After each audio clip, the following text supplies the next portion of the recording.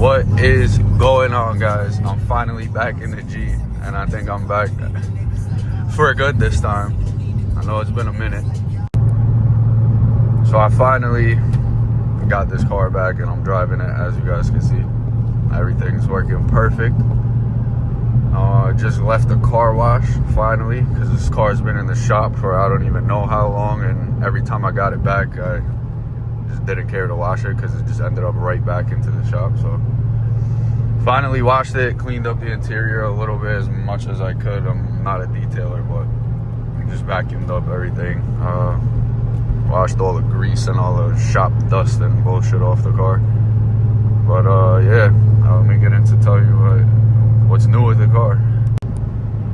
So about last time that I was making videos and posting consistently, I was bringing the car in to actually get a new motor put in, because as you can see, kind of up there in miles. I've had this car since 47,000 miles. I was the second owner of this car, and I've had it for about, I think, 6 years now. It's been almost.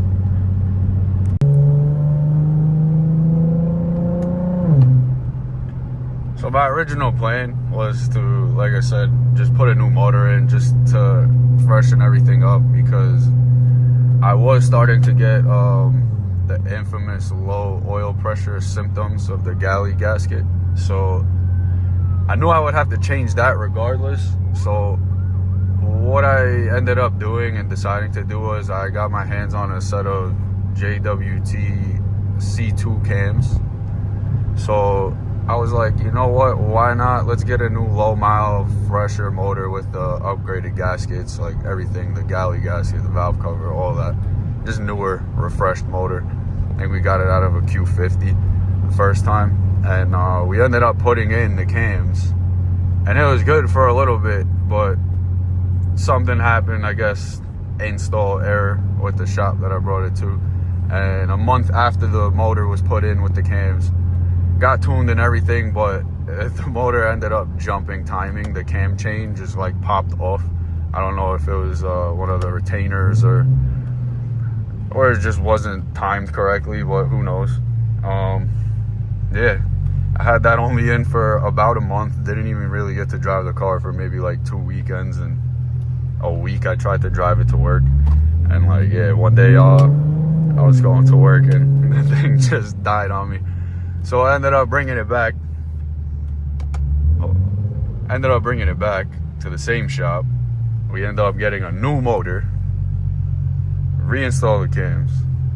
But then, after the second motor and a bunch of headache and trying to send the old motor back in warranty and this and that, like, you know how that goes if you do that stuff. But yeah, second motor was good. That's what's in the car now. It was put in at 40,000 miles, and I probably put 10 or 12,000 miles on it just to make sure that like everything was okay. I redid the spark plugs, coils, new belt, like pretty much everything you could do. I'm about to put on a anti-vibration, the ATI super damper crankshaft pulley.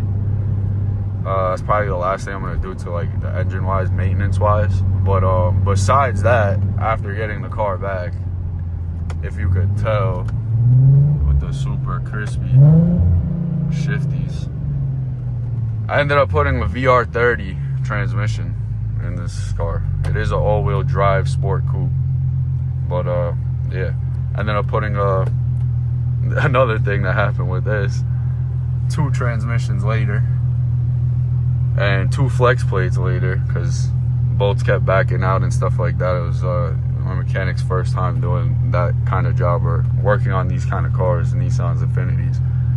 So we went through a little bit there, but that only took a month compared to like what was going on with the motor. So I can say I had a very good experience with that shop. I am in upstate New York, like kind of near the border of Connecticut, so I could what is going on over here? I could link that shop. I recommend them highly. My guy over there is very good and knows what he's doing, and he took care of me very well. So I have no complaints complaints on the transmission side. It's just, we took a long time to get the motor situated and get the cams good and all that. So after that, I was like, okay, we're making too much power. And after the motor was all good, I ended up frying, completely frying the torque converter on the stock transmission.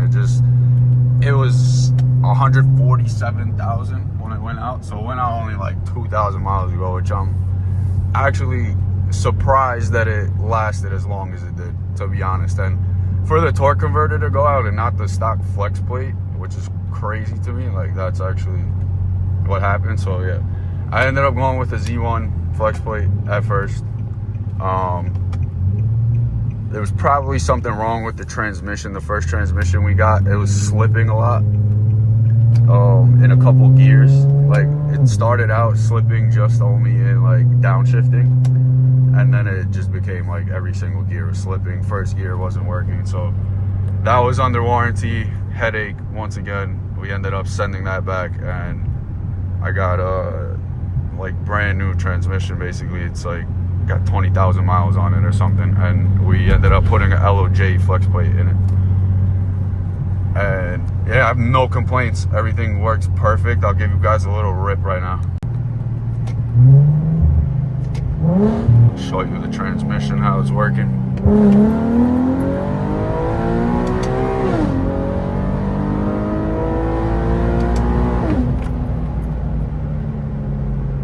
Like I said, I can't complain. This thing, like, it already shifted crazy from the factory, the transmission I had before, but I don't know, man. This feels good, and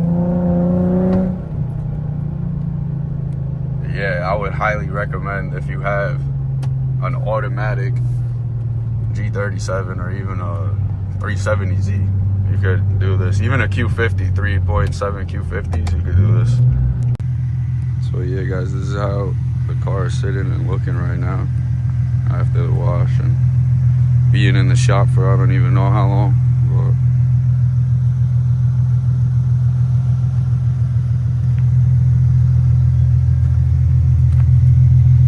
But I did have also a problem with this. This caliper ended up seizing up on me. That's the only reason it's this color. I gotta get it repainted. Well, I redid the rotors, rebuilt the rotors to the pads, dropped it a little bit more. Gotta redo it this color so it can match. Redid the rear rotors, pads.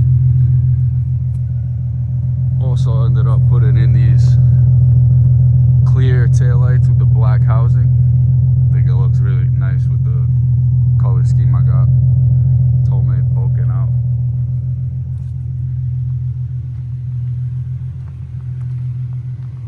I'm planning on getting some new headlights soon, and I had a problem with the latches. One day I'm leaving work, I checked my oil. I thought the hood was latched. It said it was latched on the dashboard. I make it probably 50 feet. The hood flies up. Thank God it only did this, where it bent on both corners, and it didn't come up and clap my windshield or the roof. So we're good on there. Even the hinges and everything are good. The only thing wrong with the hardware is the hydraulics. I just probably have to get new hydraulics. I'm planning to get a carbon fiber hood or something. Get rid of this, because I can't stand that. But yeah, I'm gonna get a new hood, new headlights. Gotta fix up the bumper and stuff, but it's just little things.